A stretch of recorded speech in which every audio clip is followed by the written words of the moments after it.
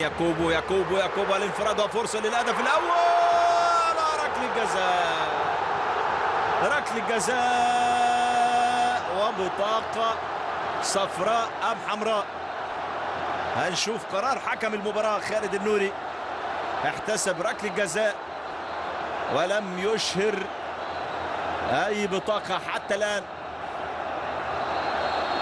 هذه الانطلاقة الرائعة من جانب القديوي، يا ولد راوغ بمهارة حارس المرمى عزيز الكناني.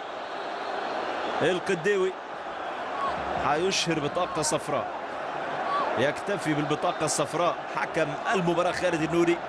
حبيب الدحماني يتحدث معه، وادي حارس المرمى عزيز الكناني بيحاول يشرح لحكم المباراة انه لم يتدخل مع القديوي في هذه اللقطة، لكن في النهاية القرار باحتساب ركلة جزاء لمصلحة الرجاء وإشهار بطاقة صفراء للحارس عزيز الكناني، وركلة الجزاء على تنفيذها أحمد جحوح. هل يسجل الهدف الأول للرجاوي المنتظر؟ أحمد جحوح يستعد، اللاعب السابق للمغرب التطواني أحمد جحوح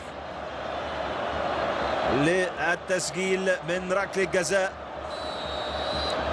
أحمد جحوح وجه لوجه مع عزيز الكناني. أحمد جحوح في المرمى، جول أول للرجاء في هذه المباراة.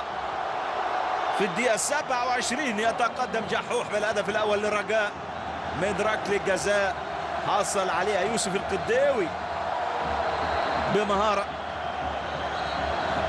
أحمد جحوح يسجل الهدف الأول ببراعة واقتدار، وضع الكرة قوية على يسار حارس المرمى، لم يترك للحارس أي فرصة لإنقاذ ركلة الجزاء. أحمد جحوح يتقدم بالهدف الأول للرجاء. تسديد، فرصة وتسديدة،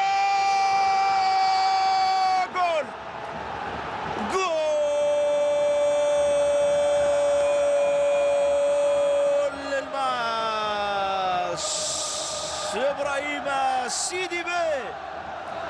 مش ممكن يا كرة القدم من هدف أكيد للرجاء ترتد بتسديدة من جانب اللاعب إبراهيم سيدي بيه ليسجل الهدف الأول للمغرب الفاسي. إبراهيم سيدي بيه يفاجئ الجميع بهدف التعديل الآن في ملعب محمد الخامس، وفرحة كبيرة لرشيد الطوسي اللاعب السابق لنادي ريال باماكو.